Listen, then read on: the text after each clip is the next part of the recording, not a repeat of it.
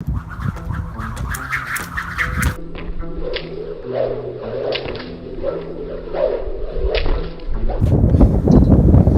everyone, the sun is shining and I'm outside exercising in shorts, but this definitely isn't the Bahamas. It's very cold right now.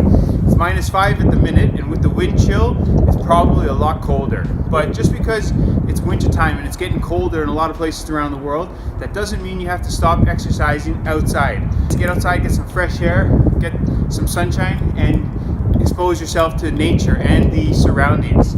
And these days, it's very easy to stay inside in the comfort of home. But really, in order to appreciate the comfort and warmth of home a lot, I think it's great to get outside and expose yourself to the elements.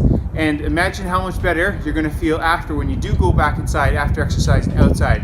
You're going to feel so much better for getting outside, getting the blood moving around your body to your mind, and just the kind of self-confidence you build by exposing yourself to discomfort. It builds character. We can't always be comfortable. In order to appreciate comfort, we got to have some discomfort in our lives.